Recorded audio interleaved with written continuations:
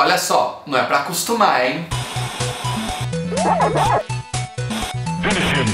E aí pessoal, tudo bem? Eu sou o Rodrigo, esse é o Canal Zero e hoje eu trago pra vocês um especial com a primeira versão de Suspiria, lá de 1977, do diretor italiano Dario Argento. Inicialmente a minha ideia era falar só do remake, mas eu lancei uma enquete aqui na aba comunidade do canal, que se você não acompanha é uma boa oportunidade, e lá no nosso grupo do Facebook, e vocês ficaram bem confusos e acabaram me deixando indeciso em como seguir. E aí, pra gente não ter discussão, eu decidi fazer dois vídeos, um só com o filme de 1977, que é esse vídeo que vocês estão vendo agora, e outro só com o filme de 2018 ou 2019, como vocês preferirem, que estreia agora. Obviamente eu recomendo que vocês assistam os dois vídeos para vocês entenderem as diferenças e todas as curiosidades que eu preparei aqui para vocês com relação aos dois filmes. E se você é novo por aqui, já se inscreve no canal se você ainda não for inscrito. Se no final do vídeo você gostar, deixa o seu like e comenta aí. Você já viu as duas versões de Suspiria? Você gostou? Qual você prefere? Qual você acha mais aterrorizante? Você curte o trabalho do Dario Argento?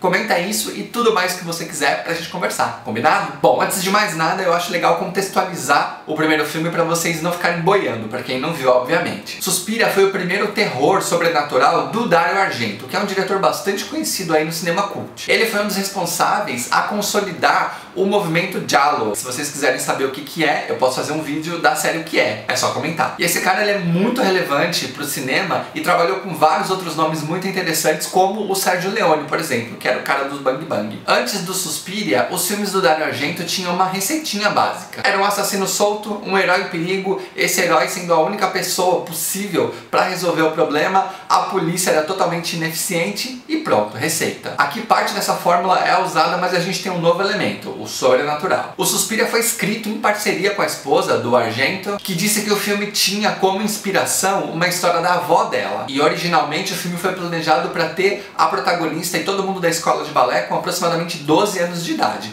Mas o pai do Dario Argento, que era o produtor do filme, recomendou que eles seguissem com um elenco de jovens adultos para evitar problema com a justiça. E foi assim que o elenco acabou sendo formado. No lançamento o diretor não sabia ainda, mas Suspiria viria a ser o primeiro filme de uma trilogia das bruxas. E as duas sequências que vieram depois, elas acabaram não tendo o mesmo sucesso. O primeiro foi A Mansão do Inferno, lá de 1980, e a segunda sequência só saiu em 2017. E o nome é O Retorno da Maldição, a Mãe das Lágrimas. Uma referência do filme não mencionada é o livro Suspiria de Profundis, do Thomas de Quincy, que foi lançado lá em 1845. Foi de lá que esse conceito das três mães saiu. A história desse livro dizia que assim como as três graças, existiam também as três dores. A Mater Lacrimarum, que é a mãe das lágrimas, a Mater Suspiriorum, que é a mãe dos suspiros, e a Mater Tenebrarum, que é a mãe das trevas. Cada filme da trilogia representa uma dessas mães. No Rotten Tomatoes, o filme de 1977 tem 93% de aprovação e o novo tem 69%.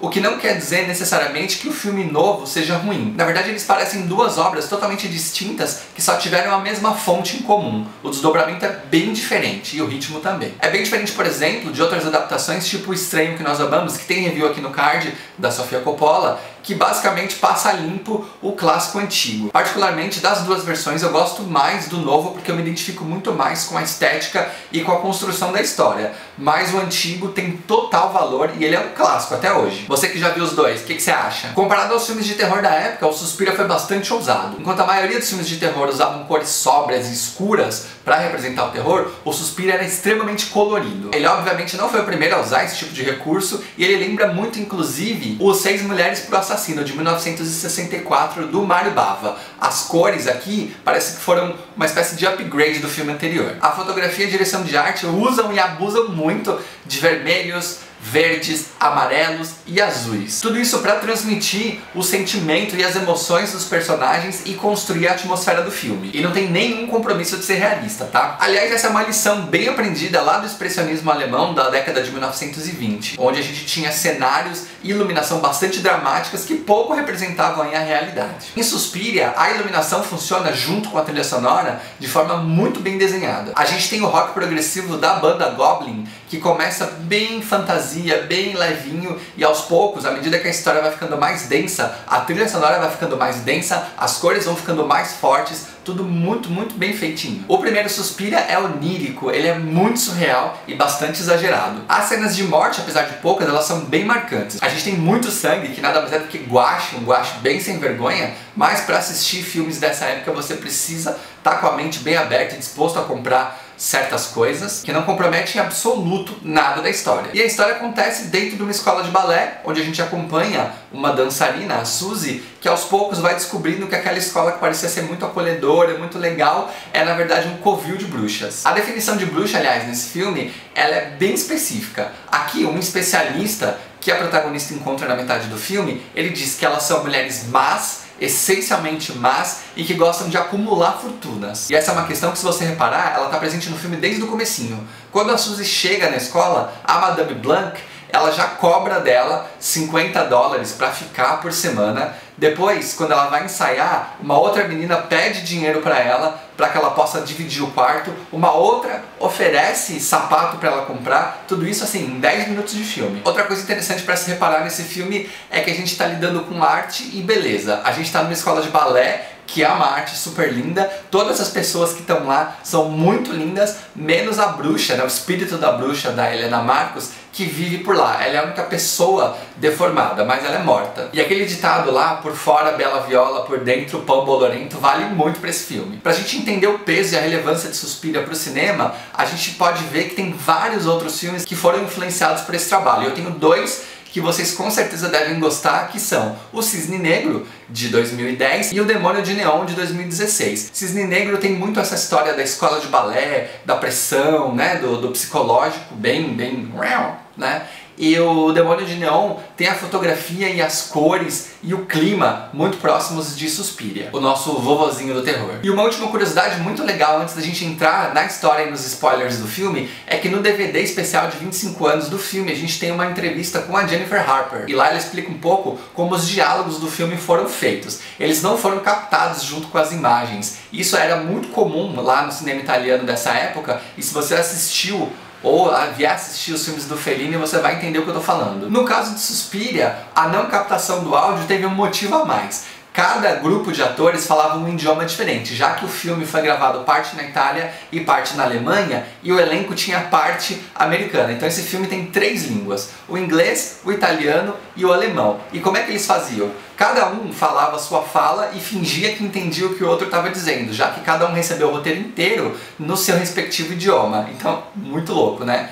Só que na hora de dublar, né, na versão final, cada país recebeu uma dublagem específica, então você que vai assistir provavelmente não vai perceber a diferença. Só fica ligado na sincronia da boca com o áudio pra você ver o que eu tô falando. Bom, já dá pra ir pro filme, né? A gente começa com a bailarina Suzy chegando dos Estados Unidos em Friburgo, na Alemanha, onde ela vai fazer uma especialização de balé nessa escola aí na Alemanha. Quando ela chega na porta da escola, ela dá de cara com uma aluna que tá saindo, e por conta do barulho da chuva que tá muito alta, ela consegue só escutar e ler nos lábios da menina 2 palavras: segredo e íris. A menina na sequência sai que nem uma louca da escola no meio da chuva. Essa fugitiva, ela vai até a casa de uma amiga, tá desesperada e acaba morrendo por um assassino maníaco aí que a gente não vê o corpo, a gente só vê o braço, e ele esfaqueia ela e depois joga ela de cima da claraboia dessa casa, enforcada por uma corda. A amiga que vai tentar buscar ajuda acaba morrendo também com estilhaço de vidro atravessando o rosto dela. A notícia se espalha, mas até aí nenhuma suspeita. Devidamente instalada, a Suzy conhece outras alunas e alunos, porque nesse filme a turma de dança é mista, ao contrário do remake. E até que o quarto dela seja liberado, que ela vai ficar no quarto da Patrícia, que é a menina que saiu, ela vai ter que dividir com a Olga, que aqui é bem pau no cu, diferente do outro filme também. Depois de algumas aulas, a Suzy, enquanto caminha de volta pro quarto dela,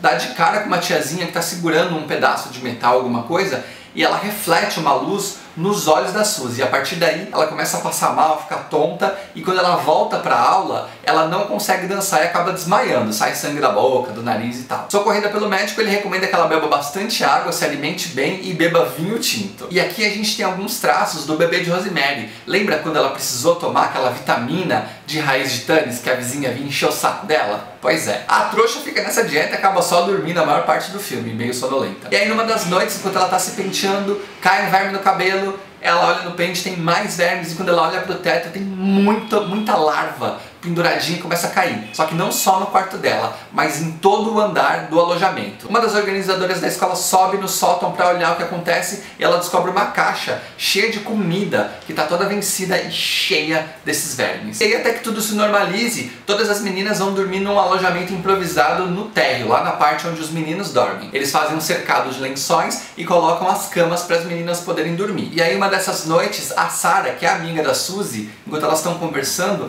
ela sente a presença da diretora da escola, que é uma mulher que nunca apareceu, que é a tal da Helena Marcos. Ela tá atrás do lençol, então a gente vê uma silhueta de uma mulher deitada e alguns gemidos, umas coisas, mas a gente não sabe exatamente o que é ainda. E aí na manhã seguinte, enquanto o grupo tá em aula, a professora chega desesperada, já dando uma saculejada no pianista que é cego, porque o cão guia dele mordeu o sobrinho da Madame Blanc, lá do lado de fora. O cara diz que é impossível, mas ele acaba sendo expulso da escola. E o resultado de você mexer com bruxas é o quê? Morte. À noite, enquanto ele caminhava com um cachorro, ele acaba sendo morto e feito em pedaços pelo bicho. E naquela noite a Sarah desconfia que tem alguma coisa errada com os instrutores, porque ela nunca sabe para onde eles vão depois da aula. A Suzy diz pra ela que imagina que eles não estão saindo da escola, porque a saída fica do lado esquerdo e eles estão dando passos sempre pro lado direito à noite. E aí a Sarah tem a ideia de escutar os passos e começar a contar para tentar depois identificar para onde eles possivelmente estão indo. A notícia da morte do pianista chega na escola e as meninas começam a especular que talvez aquele lugar seja amaldiçoado. A Suzy chama a Madame LeBlanc para conversar e ela conta sobre aquilo que ela viu da menina. Íris e perigo. A mulher desconversa e diz que não sabe de nada do que está acontecendo. A Sarah e a Suzy vão para a piscina para conversar reservadamente e a Sarah conta pra Suzy que antes de fugir, a Patrícia, ela tinha algumas anotações que deixou com ela, anotações sobre alguns segredos estranhos que estavam rolando ali naquela escola. Ela propõe inclusive mostrar pra amiga esses cadernos, essas anotações, mas adivinha? Sumiu. A Sarah recomenda também que a Suzy encontre um amigo psiquiatra dela para poder conversar melhor. E aí lá, conversando com ele, ela descobre um pouco mais sobre as bruxas e sobre a origem dessa escola, que foi fundada pela Helena Marcos, que era uma mulher grega que veio para a Alemanha para fundar essa escola onde ela ensinava balé e ocultismo, mas que acabou morrendo no incêndio em 1905 e a escola então passou a ser só balé, deixou o ocultismo de lado. E é muito da hora essa escola, já pensou? Inglês, espanhol e ocultismo? Mas voltando, as bruxas, como eu disse lá no começo, resumidamente são pessoas más, essencialmente más,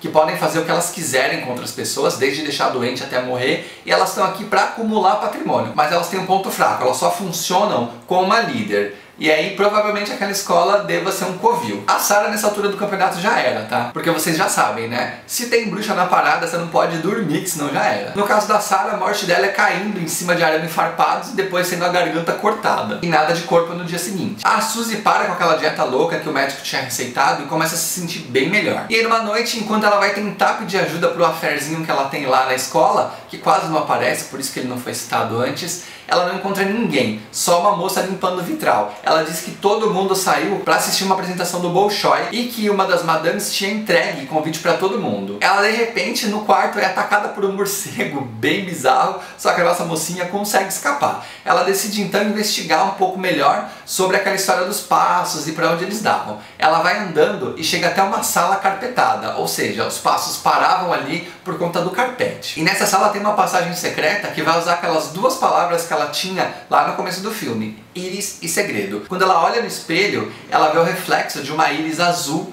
e aí ela tem um flashback onde ela lembra tudo o que a moça disse através da leitura labial. Ela gira o adorno que está na parede e ele revela uma passagem secreta para uma próxima sala. Lá ela vê a Madame LeBlanc com uma parte da galera fazendo um ritual de magia negra pra ela, inclusive, dizendo pra ela ficar doente e morrer. Ela fica desesperada e quando ela vira pra sair, ela encontra o corpo da Sarah sem vida. Ela entra em uma outra sala pra fugir e lá ela vai enfrentar finalmente a Helena Marcos, que é a mãe negra, a rainha negra desse covil. Ela escuta uma voz de mulher, ela vê uma silhueta na cama, quando ela vai olhar não tem nada. E aí ela esbarra no adorno, que é tipo um pavão, e derruba uma série de espetos. Ela pega um desses espetos e avança pra matar esse espírito, só que não tem nada, só um contorno. E aí quando ela vai espetar esse espírito, essa silhueta, a amiga dela vem morta com um pedaço, com uma faca, alguma coisa para tentar matar ela, e ela espeta um nada. E aí quando ela espeta esse nada, né, dentro da silhueta, a bruxa aparece, atravessa o pescoço dela, ela começa a e aí morre. Com a morte da Helena, a escola começa a entrar em colapso e a Suzy começa a fugir. Nessa fuga ela vê todas as pessoas que estão lá segurando o pescoço, porque o que afetou a bruxa afetou a galera. Ela corre, consegue fugir e a escola começa a pegar fogo. E aí a gente tem uma Suzy arrumando o cabelinho do lado e dando um risinho de satisfação aí. Enfim, mas o final bem diferente da versão de 2018, onde a Suzy descobre que ela é essa mãe Suspiria. E aí causa o maior caos, viu? Mas a gente vai ver isso no próximo vídeo. Resumindo, Suspiria de 1977 é um clássico do terror, obrigatório para quem gosta do gênero, tem um ritmo bastante lento e os efeitos especiais não envelheceram tão bem assim. E é isso que eu tenho para dizer sobre a versão original de Suspiria. E agora eu quero saber de você. Você já assistiu Suspiria de 77 e o remake? Você conhecia todas as curiosidades que eu trouxe para você? O que você acha dos filmes do Dario Argento? Você curte? Me conta tudo aí nos comentários, beleza? Se você ainda não é inscrito, se inscreve. Se você gostou do vídeo, deixa o seu like, compartilha com seus amigos e não esquece, ainda essa semana tem a versão de 2018 que eu vou trazer pra vocês, os spoilers quentinhos, combinado? Bom, então é isso. Agora eu fico por aqui, a gente se vê no próximo vídeo e até já!